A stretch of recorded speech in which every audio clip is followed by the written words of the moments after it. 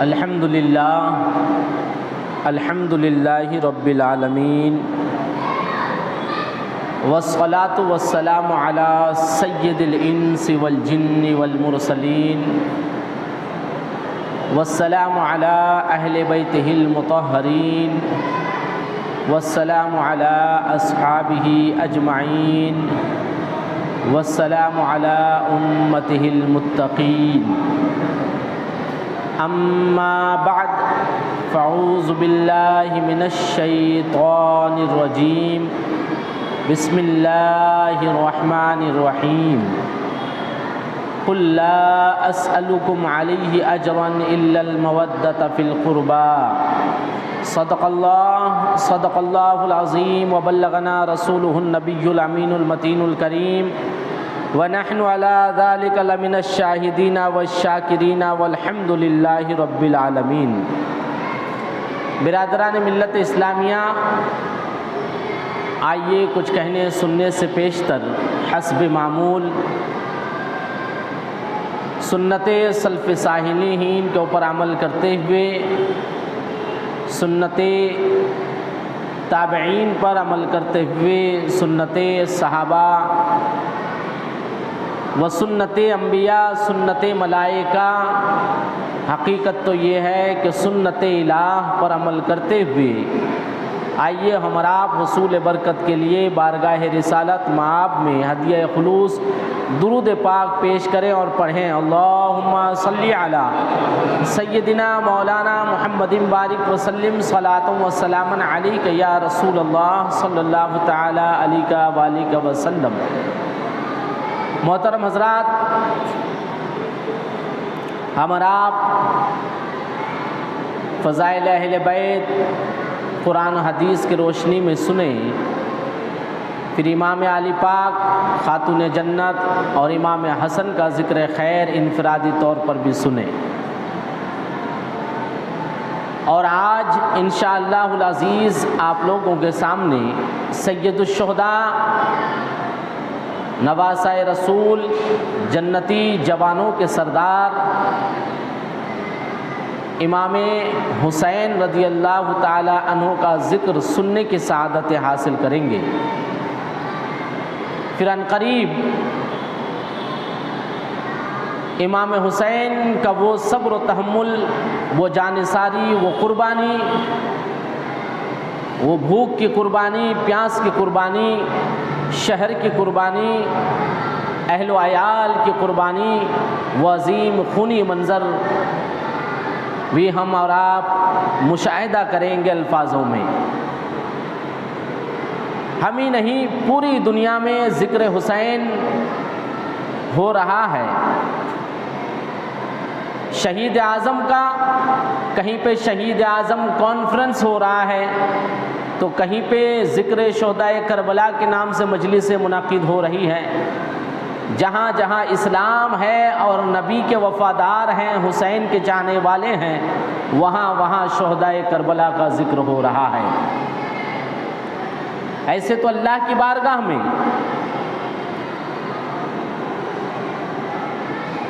جہری شہداء کتنے ہوں گے، مانوی شہداء بھی کتنے ہوں گے۔ جہری شہداء وہ شہداء جو اللہ کے دین کی حفاظت کے لیے، شریعت مصطفیٰ کی حفاظت کے لیے، اللہ اس کے رسول کی رضا کے لیے میدان جنگ میں نکلے ہوں، اور دشمنان سے، مخالفین سے نیزے بھالے، جو بھی تکلیف پہنچانے کے آلات ہیں، اللہ کی رضا کے لیے ان تکالیف کو سہے ہوں، اسے شہید جہری کہتے ہیں۔ اور شہید مانوی وہ ہیں جیسے کسی کا کسی اونچی جگہ سے گر کر موت ہو جانا وغیرہ وغیرہ۔ ایسے بھی کتنے شہادت کے درجے ہیں جسے شہید مانوی کہتے ہیں۔ اسی طرح اللہ کی راہ میں شہید ہونے والے بے شمار بندے ہیں۔ سب سے کوئی ایک شخص یہ نہیں کہہ سکتا کہ میں اللہ کے سبھی شہید بندوں کا ذکر کر سکتا ہوں، انہیں جانتا ہوں، مگر تمام شہداء میں یہ انفرادیت، یہ خصوصیت اور یہ جو مقام حاصل ہے امام حسین کو، وہ اور کسی شہید کو حاصل نہیں ہے، کیونکہ حضرت امام حسین کی شہادت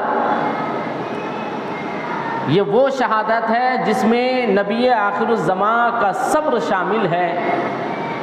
آپ کی گواہی ہے کہ میرا نواسہ شہید کیا جائے گا۔ آپ کی شہادت پوری شہادتوں میں افضل و اعلیٰ ہے۔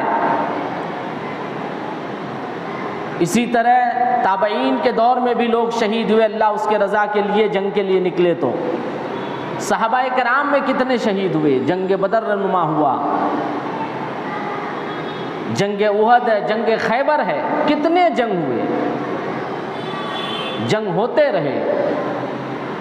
سب سے حضور کے وصال مبارک کے بعد سب سے پہلے حضرت ابوبکر صدیق جو امیر المومنین ہوئے، انہوں نے ناموس رسالت کے لیے بھی جنگ کیے اور شریعت مصطفیٰ کی بقا کے لیے بھی جنگ کیے، کئی جنگ ہوئے۔ اس کے بعد پھر دوسرا دور آیا حضرت عمر فاروق رضی اللہ تعالیٰ عنہ، وہ بھی اپنے پیارے نبی، اپنے محبوب مصطفیٰ صلی اللہ تعالیٰ علیہ وسلم کی ناموس اور آپ کے احکامات، اللہ رب العزت کے احکامات یعنی قرآن کے احکامات کی حفاظت کے لیے جنگ کیے۔ وہ دور چلا، پھر دور ثالث حضرت عثمان غنی کا دور آیا، آپ نے بھی جنگ کی، بلکہ حضرت عثمان غنی کے جنگوں میں امام حسن اور امام حسین بھی شامل ہوئے۔ حضرت عمر فاروق کا جو دور تھا، چونکہ اس وقت حسنین کریمین کی عمر تقریباً 8 سال، 7 سال، 9 سال اس طرح کی روایتیں ہیں۔ حضرت عمر فاروق کے عہد خلافت میں حسنین کریمین کی عمر 15 سال، 16 سال اس طرح کی روایتیں ہیں، مگر حضرت عثمان غنی کے دور میں حسنین کریمین شیر خدا کے یہ نوجوان جوان ہو چکے تھے، چنانچہ کئی جنگوں میں حسنین کریمین نے شرکت کی حضرت عثمان غنی کے دور میں، اور پھر اپنے والد کریم کے دور میں بھی شامل ہوئے جنگوں میں، شانہ بہ شانہ کھڑے رہے فاتح خیبر کے ساتھ، اپنے والد گرامی کے ساتھ۔ خلافت راشدہ کا دور، یہ وہ 4 خلیفے، 5ویں خلیفے حضرت امام حسن کو بھی کہا جاتا ہے۔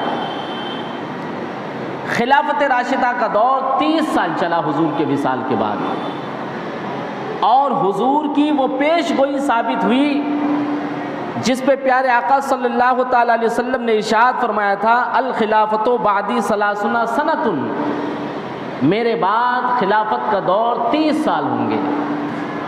اور کیلکولیشن کریں گے تو حضرت ابوبکر صدیق تقریباً 2.5 سال منصب خلافت پر رہے اور امیر المومنین ہوئے۔ حضرت عمر فاروق رضی اللہ تعالیٰ عنہ تقریباً 10 سال منصب خلافت پر رہے، نائب رسول رہے، امیر المومنین رہے۔ حضرت عثمان غنی رضی اللہ تعالیٰ عنہ تقریباً 12 سال منصب خلافت پر رہے اور امیر المومنین رہے مومنوں کے۔ اس کے بعد آپ کے والد گرامی منصب حسنین کریمین کے والد گرامی منصب خلافت پر رہے۔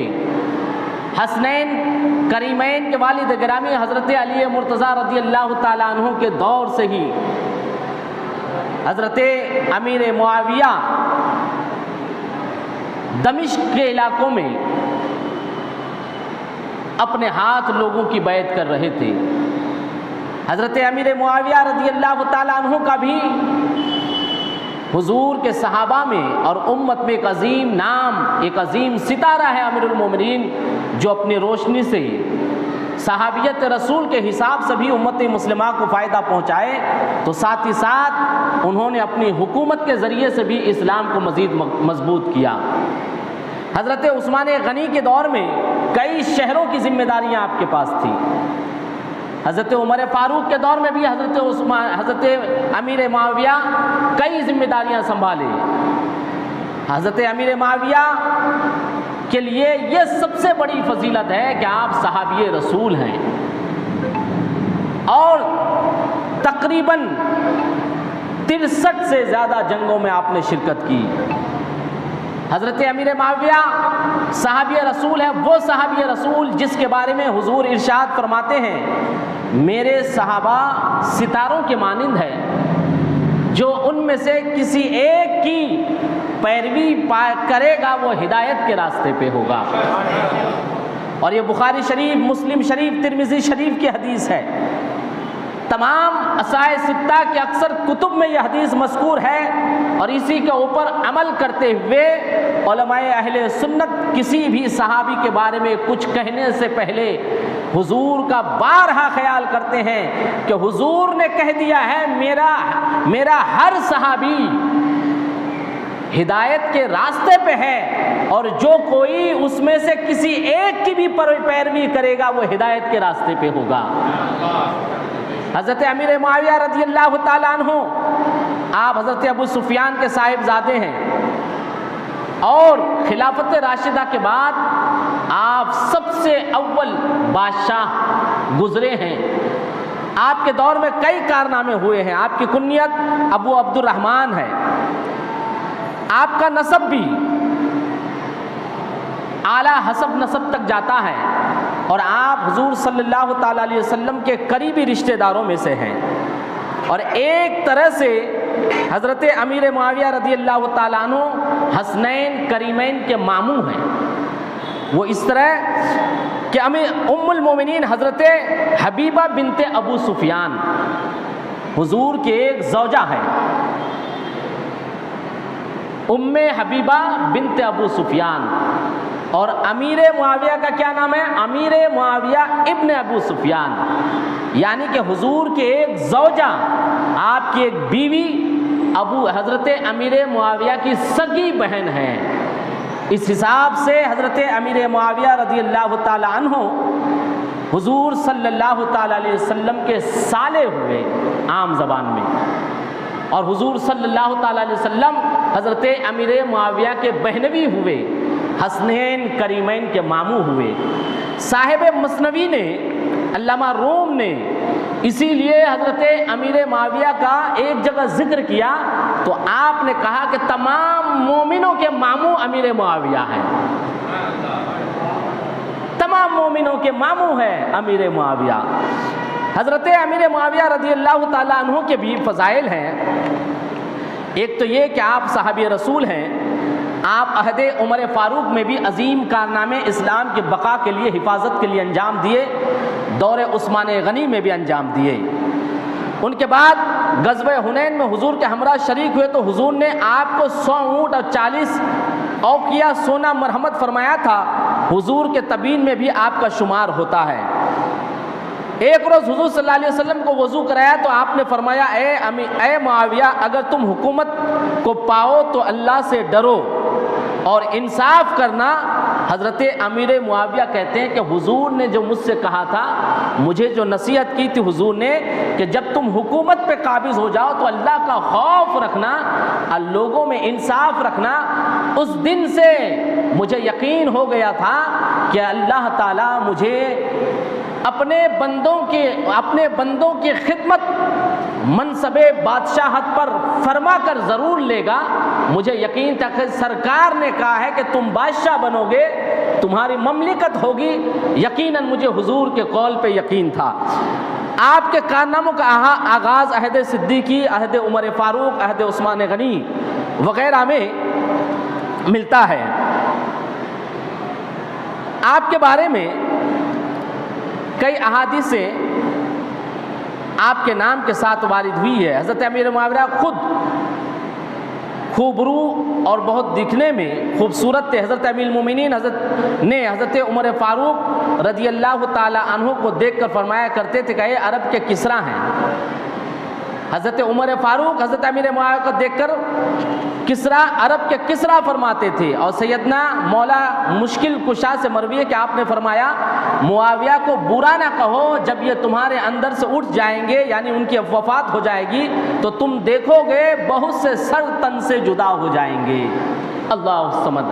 آج بعض حضرات شہادت امام حسین کا ماتم کرتے ہوئے، اس پہ افسوس کرتے ہوئے، یزید کو لعن طعن کرنے کے ساتھ ساتھ امیر معاویہ کو بھی برا بھلا کہتے ہیں۔ یہ بات تاریخ خلفاء کتاب نام ہے، جس کا صفحہ نمبر 288 ہے، کہ حضور نے فرمایا کہ امیر معاویہ کو برا نہ کہو، اس لیے کہ یہ جب تک ہیں امت میں خون ریزی، قتل و غارت گری رکی ہوئی ہے، جیسے ہی یہ انتقال کر جائیں گے تو میری امت میں قتل و غارت اور خون ریزی عام ہو جائے گی۔ حضور کی نگاہ نبوت کو سلام، کہ حضور یہ بھی فرما رہے ہیں کہ میرے بعد خلافت راشدہ کا دور 30 سال ہوں گے، یقیناً 30 سال رہے، اس کے بعد مملکت کا دور ہوگا۔ پھر حضرت امیر معاویہ کو اشارتاً مبارکباد دی کہ اگر تم مملکت پہ قابض ہو جاؤ تو انصاف کرنا، وہ بھی ہوا۔ اور پھر یہ بھی سچ ہوا کہ حضور نے فرمایا کہ امیر معاویہ کے وصال کے بعد میری امت میں خون ریزی عام ہو جائے گی، اور یقیناً حضرت امیر معاویہ کے وصال کے بعد یزید نے جو قتل و غارت گری کا میدان آباد کیا، قتل و غارت گری کو عام کر دیا، یہ میرے حضور صلی اللہ علیہ وسلم کی پیش گوئی کا نتیجہ ہے۔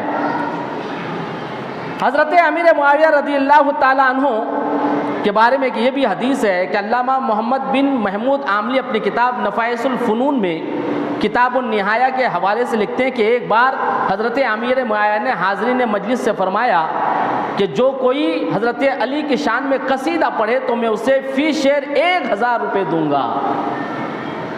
وہ الزام جو حضرت امیر معاویہ پر لگایا جاتا ہے، وہ مخالفین، وہ گستاخان صحابہ جو حضرت امیر معاویہ کو برا کہتے ہیں اور کہتے ہیں کہ اہل بیت اطہار سے انہیں محبت اور چاہت نہیں تھی، دیکھو اس حدیث کو، اس قول پہ عمل کرنے کی ضرورت ہے۔ یہ فرما رہے ہیں کہ حضرت امیر معاویہ نے ایک شعر و شاعری کا دور شروع کیا اور اس میں کہا کہ جو کوئی علی کی شان میں شعر پڑھے گا، علی کی شان میں جو ایک شعر پڑھے گا، میں اس کو 1000 دینار دوں گا۔ یقیناً ذکر علی اور ثناء علی، مدحت علی پہ جو 1 دینار لٹا سکتا ہے، اس علی سے وہ کبھی بغض نہیں رکھ سکتے۔ حضرت علی بھی صحابہ، حضرت امیر معاویہ بھی صحابہ، اور صحابہ ایک دوسرے سے اپنے سینے کو روشن رکھا کرتے تھے، اپنی بھائی چارگی کو، وہ بھائی چارگی جسے رسول اعظم نے قائم فرمایا تھا۔ حضرت امیر معاویہ رضی اللہ تعالیٰ عنہ جب بستر مرگ پہ گئے تو آپ نے اپنے وصال سے پہلے لوگوں سے خطاب کیا کہ لوگوں سنو، میں اس کھیتی کی طرح ہوں جو کٹنے کے لیے تیار ہے، میں تم لوگوں پر طویل مدت تک حکومت کی، میں بھی اس سے تھک گیا اور غالباً تم لوگ بھی تھک گئے ہوں گے، اب مجھے تم سے جدا ہونے کی تمنا ہے۔ میرے بعد آنے والا مجھ سے بہتر ہوگا کہ نہیں ہوگا یہ اللہ کو معلوم ہے، لیکن سنو، اس خطبے کو ابھی زیادہ عرصہ نہیں گزرا تھا کہ آپ سخت بیمار ہوئے اور وصال کے قریب ہوئے۔ پھر آپ نے اپنے صاحبزادے کو نصیحت کی، آپ نے بلایا نہیں بلکہ وہ آپ کا بیٹا، جس کا نام تاریخ میں بہت ہی ملعونی عبارت سے لکھا جاتا ہے جسے یزید کہتے ہیں، جیسے ہی اس نے دیکھا کہ میرا باپ بیمار ہے، بستر مرگ پہ ہے، تو وہ گیا اور کہنے لگا، اے والد گرامی، آپ بستر مرگ پہ ہیں، آپ اپنے بعد کسے خلیفہ بناتے ہیں؟ حضرت امیر معاویہ رضی اللہ تعالیٰ عنہ نے یزید کہ اس ضد پر اور اس خواہش پر اپنا خلیفہ کے لیے مقرر کر دیا، مگر اس پہ شرط لگایا۔ حضرت امیر معاویہ نے اپنے بیٹے یزید کو خلیفہ تسلیم کرنے کے لیے کہا، مگر اسے مشروط کیا، ٹرمز اور کنڈیشنز حضرت امیر معاویہ نے اپنے بیٹے یزید کو دیا۔ نمبر 1 کہ تم انصاف کرو گے، نمبر 2 کہ یہ جو میں تمہیں خلافت دے رہا ہوں یہ ٹیمپرری عارضی دے رہا ہوں، تم اس کے مستحق نہیں ہو، حقیقت میں اس کے مستحق حسین ابن علی ابی طالب ہیں۔ اگر وہ حکومت کے لیے خواہش مند ہو جائیں اور مکمل اپنے دور کے لوگوں پر قابض ہو جائیں تو تم ان کے سپرد کر دینا اپنی حکومت کو، اور تم ان کے ساتھ اچھے رویے سے پیش آنا۔ وہ نواسہ رسول ہے، وہ نرم دل ہے، ان کا دل نہ دکھانا۔ حسین کو نبی دو جہاں نے بہت لاڈ و محبت سے پالا ہے۔ اس کے علاوہ مزید ٹرمز آف کنڈیشنز تھے۔ محدثین نے، مفکرین نے اس پہ بحث کیا ہے کہ حضرت امیر معاویہ نے اپنے بیٹے یزید کو تمام چیزیں جاننے کے باوجود خلیفہ بننے کے لیے تسلیم کیا۔ اس کی ایک وجہ یہ تھی کہ اس وقت اگر حضرت امیر معاویہ رضی اللہ تعالیٰ عنہ مرنے سے قبل اپنے بیٹے یزید کو خلیفہ مقرر نہ کرتے تو بہت سے ایسے سر اٹھ جاتے جو خلیفہ ہونے کے لیے دعویٰ کرتے اور قتل و غارت گری کا میدان مزید عام ہو جاتا۔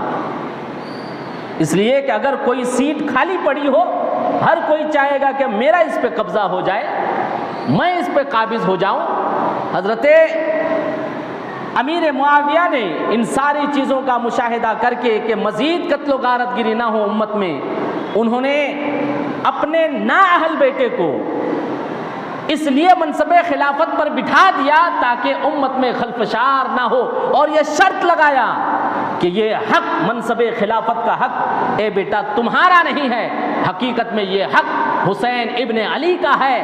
جب وہ لوگوں کے درمیان قابض ہو جائے اور اس منصب کے خواہش مند ہو جائے تو خوشی خوشی انہیں سپرد کر دینا۔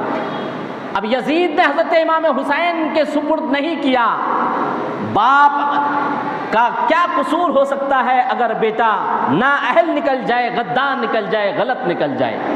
دنیا کا بھی دستور ہے کہ اگر بیٹا نے کوئی جرم کیا ہے تو اس کے باپ کو جیل میں نہیں ڈالا جاتا ہے، مجرم نہیں بنایا جاتا ہے۔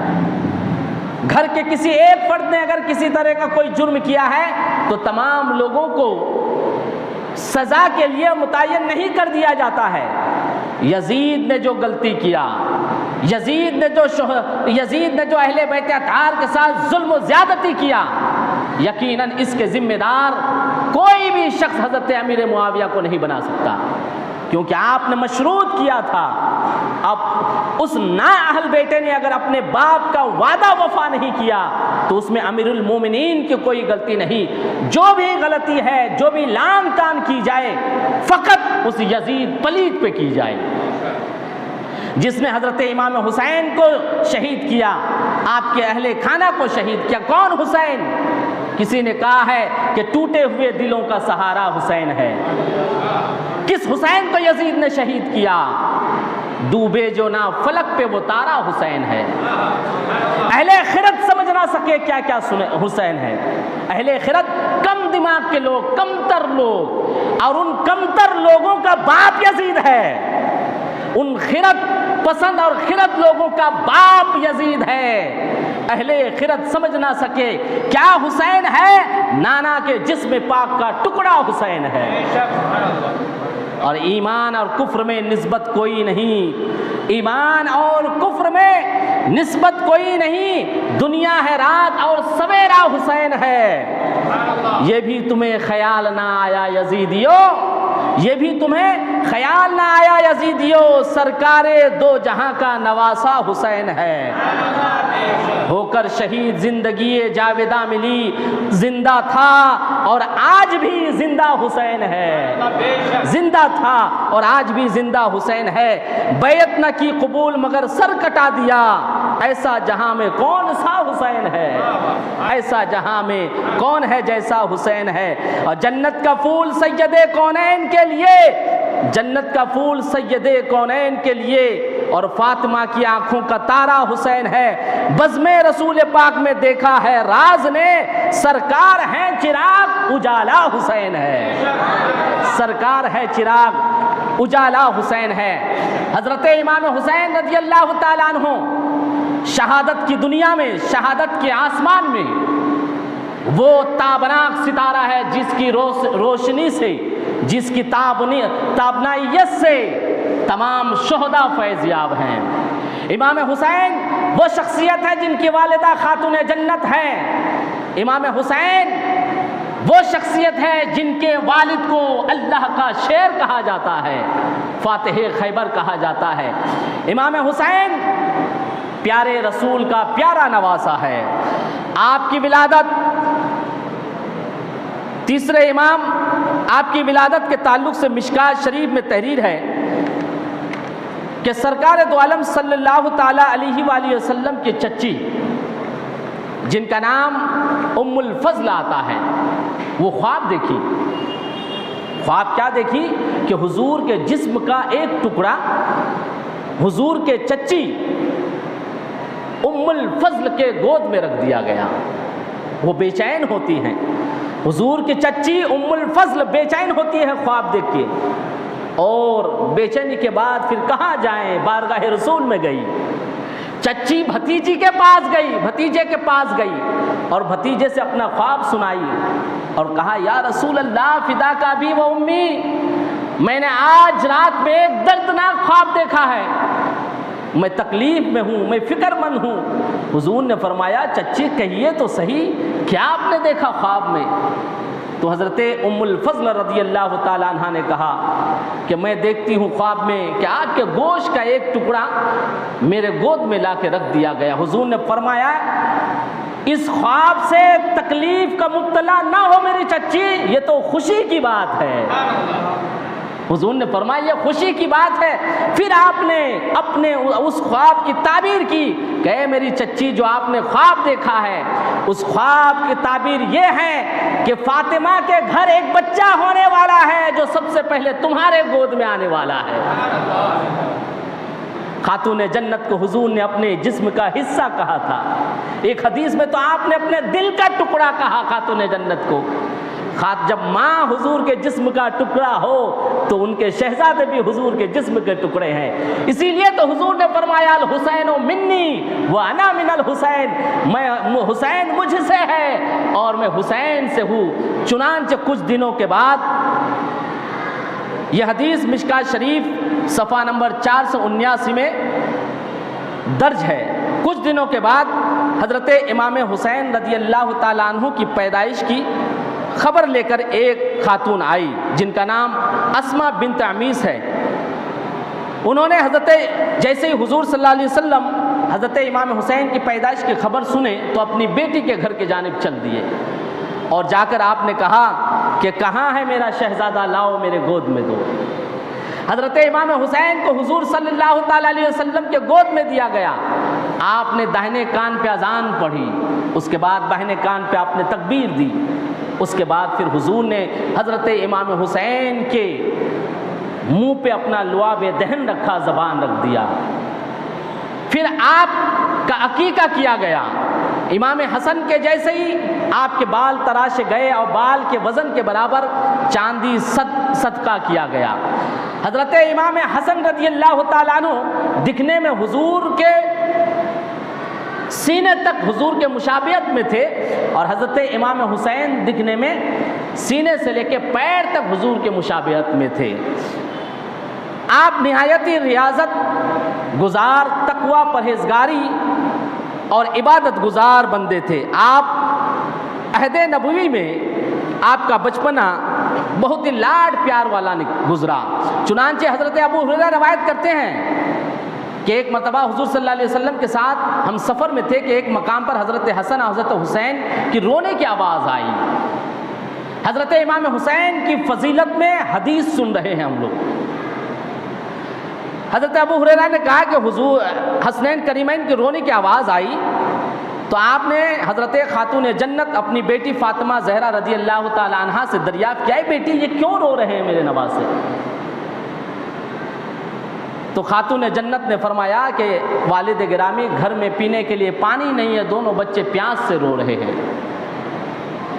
حضور سنے تو بے چین ہوئے اور گھر میں داخل ہوئے۔ آپ نے اپنے ایک شہزادے کو، ایک نواسے کو اپنی زبان چسایا، وہ خاموش ہوئے۔ پھر حضرت امام حسین کو اپنے زبان چسایا تو وہ چوس چوس کر خاموش ہوئے۔ جسے حضور اپنی زبان چسائے، جس کے منہ پہ حضور اپنا زبان کا حصہ ڈال دیں، یقیناً اس حسین کا مرتبہ کتنا بلند و بالا ہوگا۔ جس حسین کو پیارے نبی پیاسا دیکھے تو اپنی زبان چسا کر اس کی پیاس بجھائے۔ کربلا کے میدان میں امام حسین کو پیاسا شہید کر دیا گیا، میرے نبی کی روح کو کتنی تکلیف ہوئی ہوگی، اور اس بدبخت نے اللہ کے رسول کو تکلیف پہنچا کر اپنی عاقبت خراب کیا۔ حضرت امام حسین کے فضیلت میں یہ بھی حدیث ہے کہ آپ دونوں بچوں سے بہت پیار فرماتے تھے، بالخصوص حضرت امام حسین سے۔ ایک دفعہ ایسا ہوا کہ حضرت امام حسین کو آپ اپنے دائیں بازو پر بٹھائے تھے اور بائیں بازو پر حضرت ابراہیم جو آپ کے صاحبزادے تھے، دونوں کو لاڈ پیار کر رہے تھے۔ دونوں بچوں کو، حضرت امام حسین کو جو نواسہ رسول ہے، اور دوسرے بچے حضرت ابراہیم کو جو آپ کے شہزادے ہیں، دونوں کو خوب لاڈ پیار کر رہے تھے کہ جبرائیل آ گئے۔ جبرائیل نے کہا یا رسول اللہ آپ ان دونوں سے بہت پیار کرتے ہیں؟ تو حضور نے کہا ہاں دونوں مجھے محبوب ہے۔ جبرائیل نے اللہ کا حکم سنایا، اللہ کا حکم یہ ہے کہ ان دونوں میں سے کوئی ایک اس دنیا میں رہیں گے، ایک تو اللہ کو پیارے ہو جانے والے ہیں۔ اسی درمیان جبرائیل کی موجودگی میں حضور نے فرمایا کہ اگر حسین اس دنیا سے رحلت کر جاتے ہیں، میری لخت جگر خاتون جنت کو تکلیف ہوگی۔ اگر حسین اس دنیا سے رحلت کر جاتے ہیں، میرے داماد علی مرتضیٰ کو تکلیف ہوگی۔ اگر حسین اس دنیا سے رحلت کر جاتے ہیں، ان کے بڑے بھائی حسن کو تکلیف ہوگی۔ میں ان لوگوں کی تکلیفیں نہیں برداشت کر سکتا، اور اگر میرا شہزادہ ابراہیم اس دنیا سے رخصت کر جائے تو فقط مجھے تکلیف ہوگی۔ آپ نے وہاں پہ ان الفاظ کا ذکر کیا۔ کچھ دنوں کے بعد آپ کے شہزادے حضرت ابراہیم علیہ السلام کا وصال ہو جاتا ہے۔ حضور نبی کریم صلی اللہ علیہ وسلم کے وصال مبارک کے وقت حضرت امام حسین کی عمر شریف باختلاف 7 سال وغیرہ کی تھی، اور حضور صلی اللہ تعالی علیہ وسلم نے دونوں بچوں کے ساتھ ساتھ بھی احادیث کریمہ بیان فرمائے ہیں، تو کسی ایک کا نام لے کر انفرادی طور پر بھی آپ نے فضائل بیان کیے ہیں۔ حضرت ابو سعید خدری سے روایت ہے کہ حضور صلی اللہ علیہ وسلم نے فرمایا الحسن والحسین سیدہ شباب اہل الجنت، حسن حسین جنتی نوجوانوں کے سردار ہیں۔ یہ حدیث آپ حضرات سنتے ہیں، یہ حدیث ترمذی شریف پارٹ 2 730 میں موجود ہے۔ دوسری حدیث یہ حضرت اسامہ بن زید سے روایت ہے۔ یہ حدیث کئی طریقے سے ہیں، مگر میں اپنے الفاظ میں بیان کرنے چاہتا ہوں۔ حضرت اسامہ بن زید کون؟ جو حضور کے ساتھ گھر میں رہتے تھے، اور حضرت اسامہ بن زید کی ایک پہچان بتاتے ہیں علماء اسماء الرجال کے تعلق سے، کہ حضرت اسامہ بن زید وہ شخصیت ہیں جنہیں حضور کے ساتھ اونٹ میں بیٹھنے کا سب سے زیادہ شرف حاصل ہوا۔ سب سے زیادہ ساتھ ایک سواری میں بیٹھنے کا شرف کسی کو اگر حاصل ہوا ہے، حضرت اسامہ بن زید کو حاصل ہوا ہے۔ وہ فرماتے ہیں کہ میں نے دیکھا کہ حضور صلی اللہ تعالی علیہ وسلم فجر کی نماز کے بعد وہ ٹھنڈی ہوائیں چل رہی ہے، وہ خوشگوار موسم ہے، سما ہے، میں دیکھ رہا ہوں کہ حضور تشریف لا رہے ہیں، اور یوں احساس ہوا کہ آپ نے جو چادر اوڑھا ہے اس کے اندر کچھ چھپائے رکھا ہے۔ کوئی اپنی چہیتی چیز کس طرح چھپاتا ہے؟ حسنین کریمین کا مرتبہ دیکھیے۔ آپ فرماتے ہیں کہ حضور میرے قریب آئے تو میں نے پوچھا یا رسول اللہ یہ آپ کے چادر کے اندر کیا ہے؟ حضور نے چادر مبارک ہٹایا تو میں نے دیکھا کہ ایک طرف آپ کے پیٹ سے امام حسن چپکے ہوئے ہیں، لگے ہوئے ہیں، اور ایک طرف حضرت امام حسین چپکے ہوئے لگے ہوئے ہیں۔ اب تک حضور حسنین کریمین کو جسم کا حصہ کہہ رہے تھے، میرا ٹکڑا ہے، حسین مجھ سے ہے. مگر حضرت اسامہ کہہ رہے ہیں کہ حضور نے اپنے دونوں بچوں کو اپنے جسم سے اس طرح لگا رکھا تھا گویا کہ وہ دونوں بچے حضور کے جسم کا حصہ ہے، وہ علیحدہ نظر ہی نہیں آ رہے تھے. یوں بھی ہم اور آپ کسی بچے کو گود میں لیں گے تو وہ نظر آ جائے گا، اس میں ابھار آئیں گی، وہ نمودار ہوں گے، دیکھنے والا سمجھ جائے گا. مگر حضور کے جسم اطہر سے وہ دونوں بچے چٹکے ہوئے ہیں. حضرت اسامہ بیان فرماتے ہیں یا رسول اللہ، پھر حضور نے جیسے ہی چادر ہٹایا تو آپ نے انٹروڈکشن کرایا. حالانکہ حضرت اسامہ بن زید پہچانتے تھے دونوں بچوں کو، تو حضور نے انٹروڈکشن اس وقت پھر کرایا دونوں بچوں کا اور فرمایا ہادان ابنایا و ابنا ابنتی اللہم انی احبہما فاحبہما و احب من یحبہما. فرمایا کہ اے اسامہ بن زید، تم تعجب میں پڑ رہے ہو، تم جاننا چاہتے ہو یہ میرے نواسے ہیں، یہ کون ہیں؟ تو سنو، اگر تم یہ جانتے ہو کہ یہ فاطمہ کے بیٹے ہیں، میرے نواسے ہیں، اگر تم یہ جانتے ہو کہ یہ علی کے بیٹے ہیں، میرے نواسے ہیں، تو تم آج مجھ سے یہ بھی سنو کہ یہ دونوں میرے بیٹے ہیں. حضرت اسامہ سے حضور نے کہا، اور پھر حضور نے ہاتھ اٹھایا اور دعا کیا، اللہم انی احبہما فاحبہما. اے رب دو جہاں، بے شک میں ان دونوں بچوں سے پیار کرتا ہوں، اے خالق دو جہاں تو بھی ان دونوں بچوں سے پیار فرما. حضور محبت کر رہے ہیں اور پھر اللہ سے کہہ رہے ہیں حضور اے خالق دو جہاں تو بھی میرے ان دونوں شہزادوں سے محبت فرما. اور آگے حدیث کے الفاظ ہے وَأَحِبَّ مَن يُحِبُّهُمَا، اور اے رب دو جہاں تو ان لوگوں سے بھی محبت فرما جو ان دونوں بچوں سے محبت کرتے ہیں. اللہ کی محبت کیا ہے بندوں کے لیے؟ اللہ کی رضا، اللہ کی خوشنودی.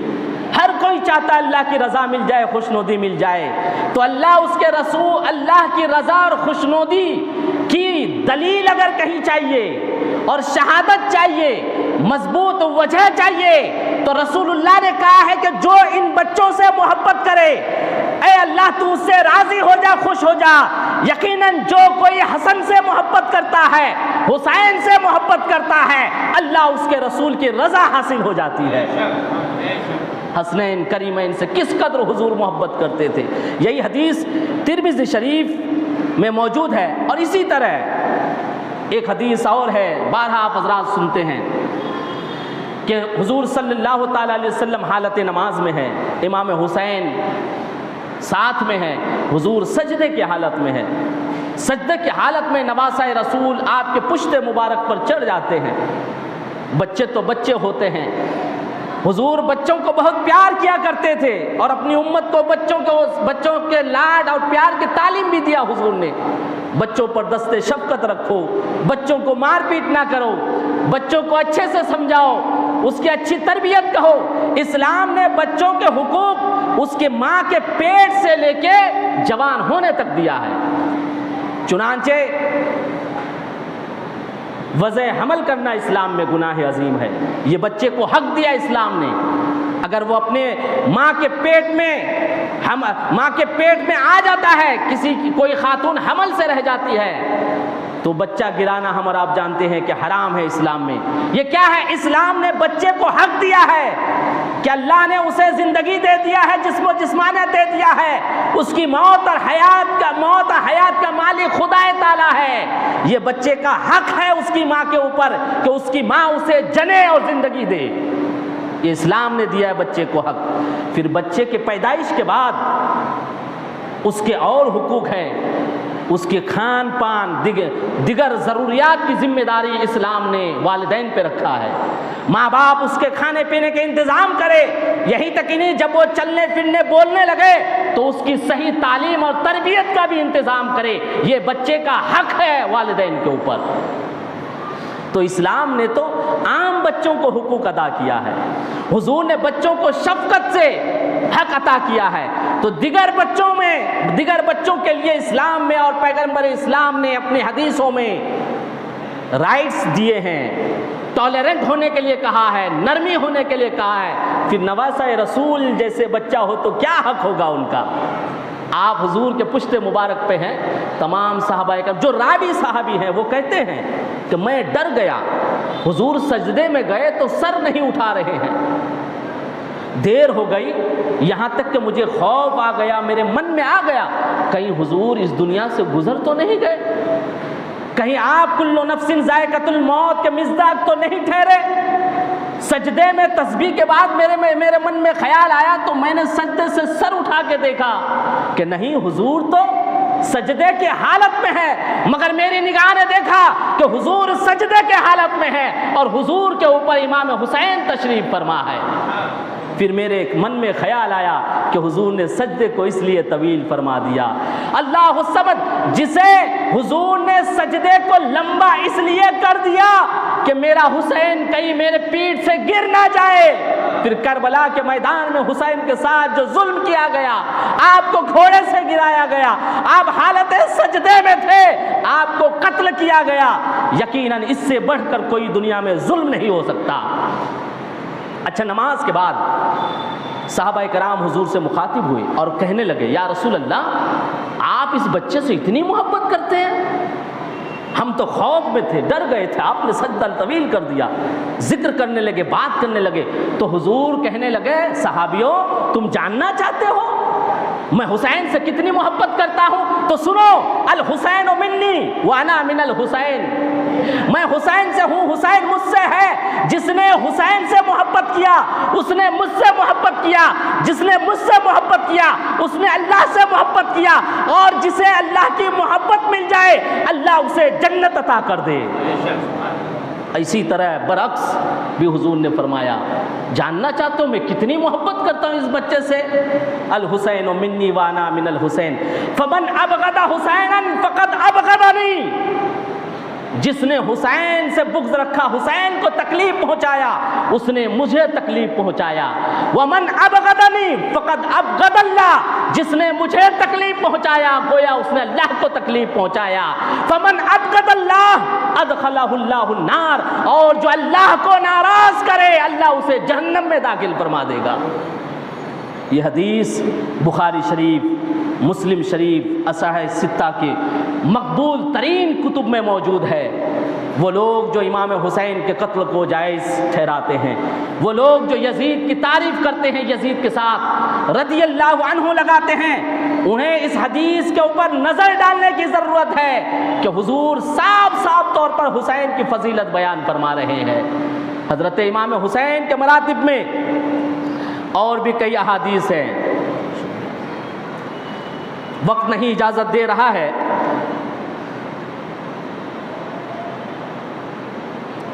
مگر ایک حدیث بس آپ حضرات کے سامنے رکھ دوں. یہ حدیث بھی سعادت الکونین اور نور الابصار نام کی کتاب میں موجود ہے, مشکات شریف میں بھی ہے, مناقب اہل بیت میں بھی ہے کہ ایک دن حضرت امام حسن, حضرت امام حسین دونوں بچے تھے, کم عمری میں تھے, کشتی لڑنے لگے. حضور صلی اللہ علیہ وسلم نے حضرت امام حسن سے فرمایا, حسن حسین کو پکڑ لو, دونوں بچے کھیل رہے ہیں.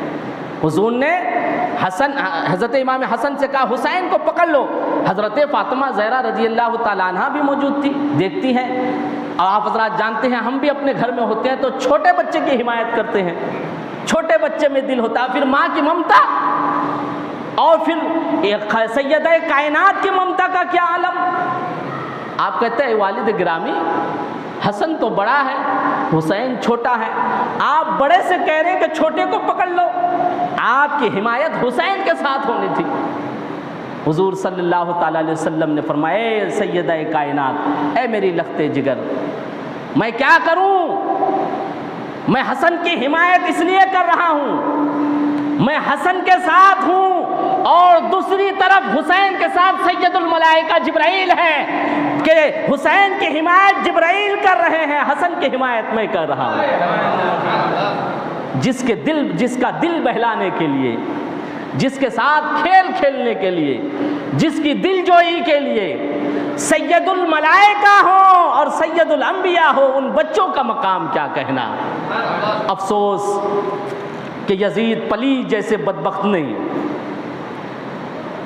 حضور کے شہزادوں کا قتل ہی نہیں بلکہ اسلام کو مٹانے کی، اسلام کو نیست و نابود کرنے کی کوشش کیا، مگر امام حسین نے اپنا سر دے کے، گھر دے کے اسلام کی حفاظت کیا۔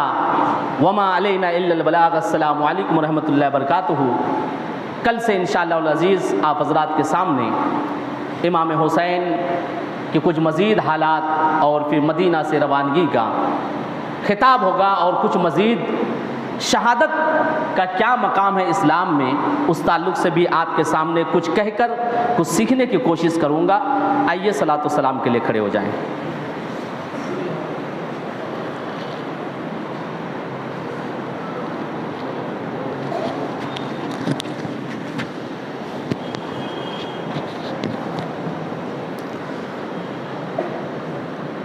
اے حبیب احمد مجتبی، اے حبیب احمد مجتبی، دل مبتلا کا سلام لو، اے حبیب احمد مجتبی، دل مبتلا کا سلام لو، جو وفا کی راہ میں کھو گیا، جو وفا کی راہ میں کھو گیا، اسی گمشدہ کا سلام لو، ہے حبیب احمد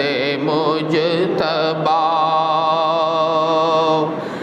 میری حاضری ہو مدینے میں،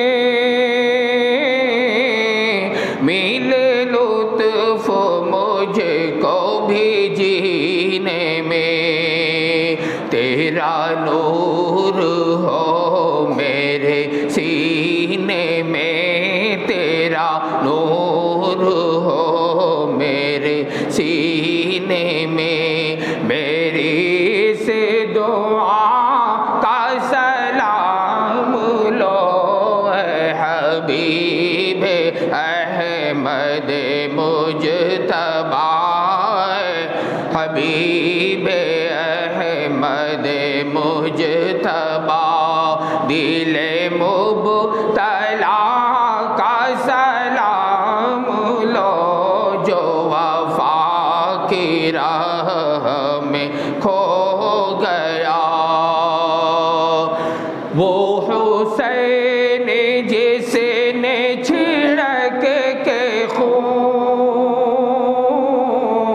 چمن وفا کو ہرا کیا، وہ حسین جس نے چھڑک کے خون چمن وفا کو ہرا کیا، اسی جان نثار کا واسطہ، اسی جان نثار کا واسطہ، تم ہر ایک گدا کا سلام لو، ہے حبیب احمد مجتبی، دل مبتلا کا سلام لو، جو وفا کی راہ میں کھو گیا، یا نبی سلام علیکہ، یا رسول سلام علیکہ، یا حبیب سلام علیکہ، صلوات اللہ علیکہ۔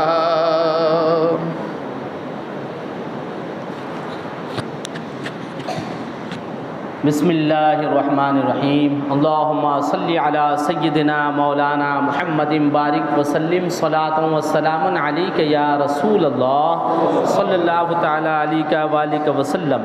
یا اللہ یا رحمان یا رحیم یا کریم پاک پروردگار عالم، مولا ہم لوگ تیرے گھر میں مسجد میں تیرے نیک بندوں کا ذکر، تیرے نبی کے نواسوں کا ذکر کرنے سننے جمع ہوئے، مولا اسے تو اپنی بارگاہ میں قبول فرما۔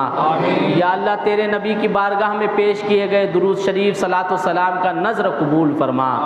یا اللہ تجھے ماہ مبارک محرم الحرام کا واسطہ مولا، تیرے نبی کے نالین کا واسطہ مولا، تیرے نبی کے گھر والوں کا سید الشہداء امام حسین کا واسطہ مولا، ہم تمام لوگوں کی تمام پریشانیوں کو دور فرما۔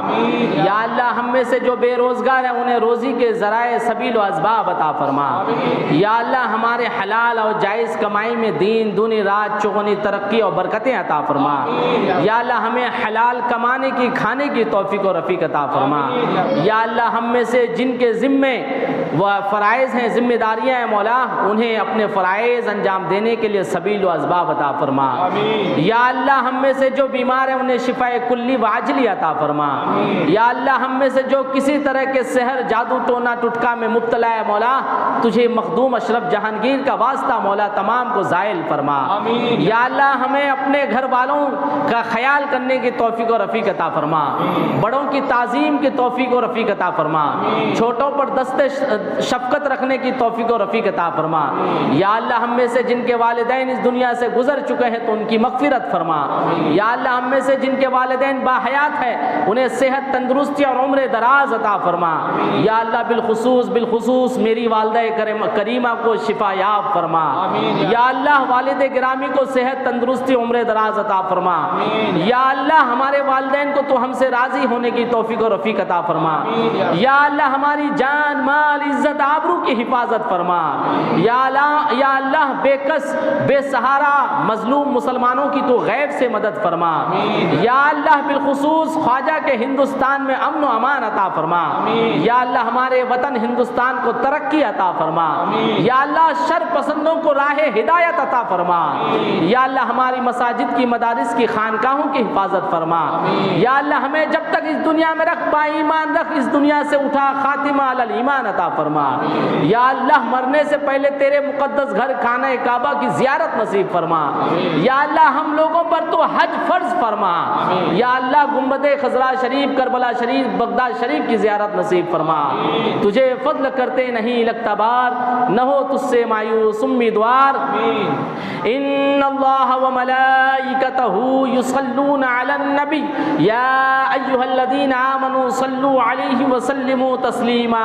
اللہم صلی علی سیدنا مولانا محمد بارک وسلم صلاۃ و سلام علیک یا رسول اللہ صلی اللہ تعالی علیہ وآلہ وسلم۔